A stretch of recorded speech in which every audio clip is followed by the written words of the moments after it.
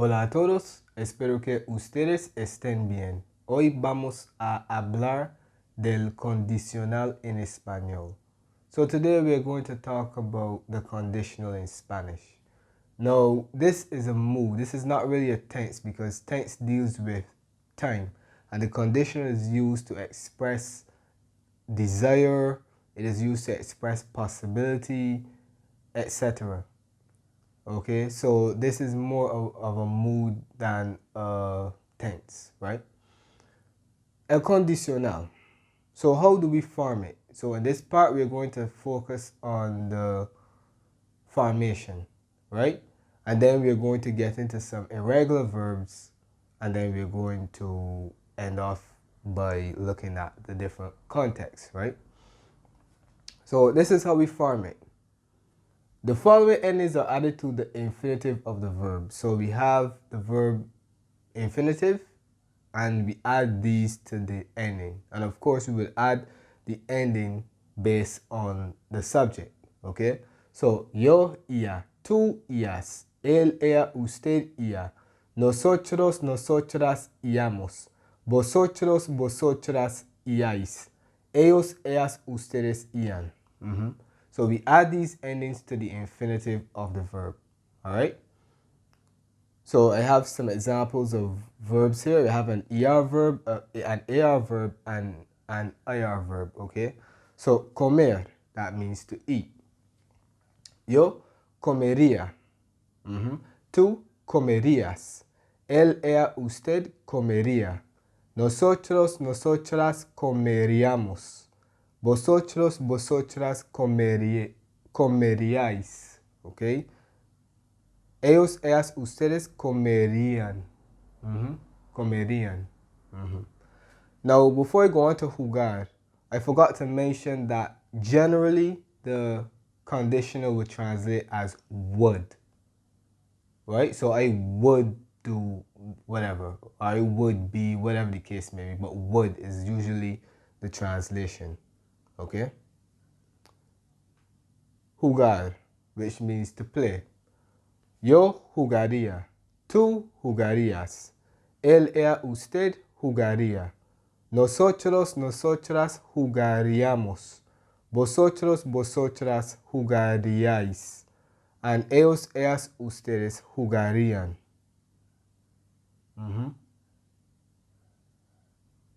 Yep. And let us end off by looking at medir, which means to measure. Mediría. Medirías. Mediría. Mediríamos. Mediríais. And medirían.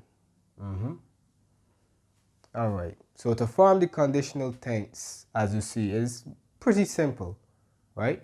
But now we're going to look at some verbs that have irregular stems. Okay, so we move on to los verbos irregulares, okay? So we have about 12 verbs in the conditional that have irregular forms. Of course, you're going to add the same endings to these verbs that we would have just done, okay? But the internal form has to be like this, okay? So saber becomes saber, decir becomes dir, tener becomes tenger, poner becomes ponder, poder becomes poder, hacer becomes ar, venir becomes venger, querer becomes querer. I'm just pronouncing the stems so it might sound weird, okay? Salir becomes salger, caber becomes cabra, and balir becomes balger, and aber becomes abra, right? So these are irregular verbs in the conditional, and it is worth noting that these are the same verbs that will be irregular in the future tense. So these stem changes will also apply to the future tense, but the only difference, of course, will be the endings. The endings will be different, okay? So yes, let's create some examples of irregular verbs, okay? Decir, yo no te diría la verdad. I would not tell you the truth. Another example, haría sol. It would be sunny, right? So those are just some examples. So just remember that these verbs are irregular, not only in the conditional, but also in the future tense, okay? Now let's get into los usos, okay? How do we use the conditional? One, politeness, right? Or courtesy. ¿Podrías ayudarme? Could you help me? What's wrong with saying puedes ayudarme? But podría is more polite. It's just a more polite way of saying that, right? Not that it's wrong to say puedes ayudarme. It's just podrías sounds better, right? ¿Le prestarías $100? Would you lend him $100? Once again, I could also use like the present tense, right? But the conditional makes it sound better. Okay? It sounds more polite when you use the conditional tense. The conditional mood to make requests, right? Same thing here. Me gustaría una cerveza. I would like a beer. I could say quiero una cerveza, but that comes across as rude, right? Not rude, but not necessarily rude, but it's just not polite. Because in English, we would say I would like something as opposed to saying I want. Yes, it does come across as rude. Yes. Me gustaría una cerveza. I would like a beer. Right? That's better than saying quiero una cerveza. So the first context is going to be politeness, right? So we use the conditional for politeness, right? 2, hypothetical situations. And when we use the conditional in this context, it is going to be accompanied by the imperfect subjunctive, right? So it's usually going to be a condition. So we use C followed by the imperfect subjunctive, and that's the first part of the structure. And then the second part, we use the conditional, right? So we say what we would do.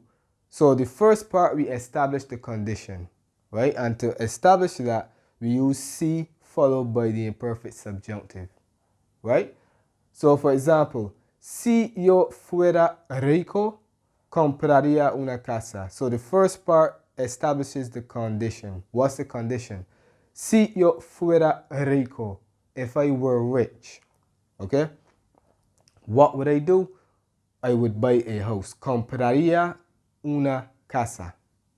I could also switch the order. I could say, yo compraría una casa si fuera rico. That's perfectly fine, right? So the order does not matter. The condition could be mentioned after or it could be mentioned first, okay? But the conditional in this case would be accompanied by the condition. And to establish the condition, we use the imperfect subjunctive, right? So it's like, if X, blah, blah, blah, I would, or whoever we are talking about in the second part when we use the conditional, right? Same thing here. Yo haría lo mismo si estuviera en tu lugar. I would do the same if I were in your position.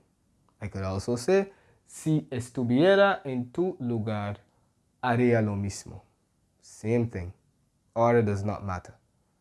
But when we use the conditional in this context, it needs to be accompanied by the imperfect subjunctive, which will establish a condition. So it's a hypothetical. What you would do. All right? Yes. So these are 2 uses of the conditional, and we continue. So we've reached the final segment, and we are going to look at the 3 final uses of the conditional. 3, advice. Deberías descansar un poco. You should rest a bit. So of course we can use the conditional to give advice to persons, okay? Te recomendaría que vieras esa película. I would recommend that you see that film.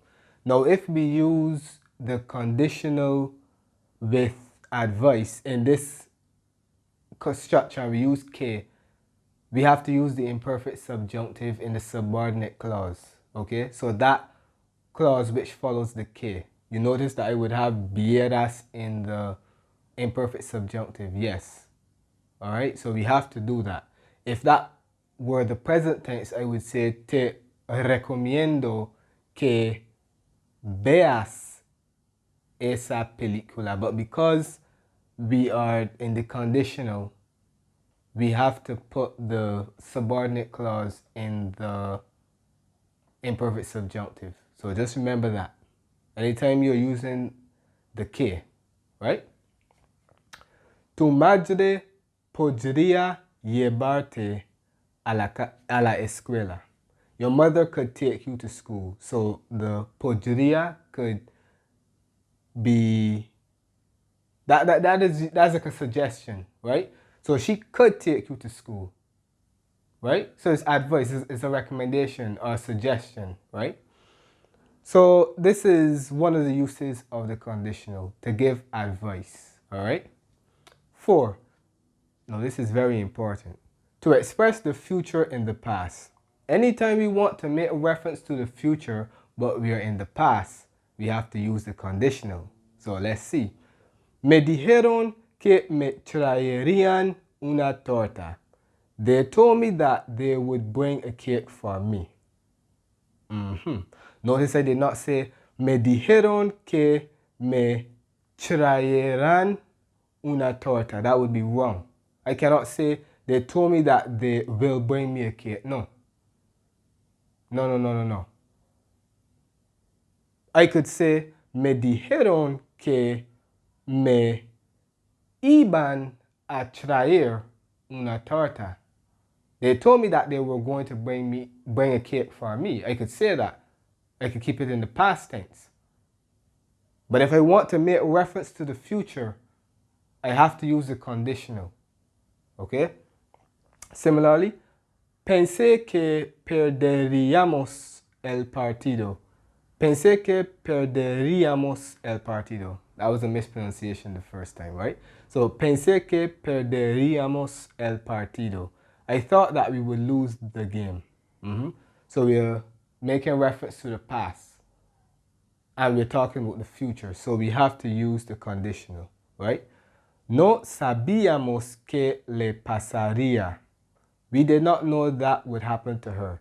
Notice that I don't have the indirect object. I don't mention the indirect object because through context you would know who is the indirect object. Because as you know, the le is ambiguous, right? But through context it can be understood. And we are talking about her, right? So that means she was mentioned previously, right? So anytime we want to make reference to the future in the past, we must use the conditional. We can use the past, but we can't use the future. But obviously, if we want to make reference to the future, then we must use the conditional, right? So just remember that. And 5, to talk about events that might or might not happen. Sería genial viajar contigo. It would be fantastic to travel with you. All right? That could also be classified as a wish, a desire. Hacer ejercicio merecería la pena. Working out would be worth it. Yeah. All right. And piensas que haría eso? Do you think that he would do that? Right. So this is in the realm of possibility. They might not happen, right? And it could also be a wish. So some of these themes can actually be classified as other themes, right? If you study them carefully. Because like I said, sería genial, that could also be classified as a wish. But it can also express possibility. You see what I mean? but we're not going to get too technical, okay? So yes, these are 3 additional uses of the conditional in Spanish. Eso es todo por hoy. Espero que ustedes lo hayan entendido. Muchas gracias por ver y nos vemos.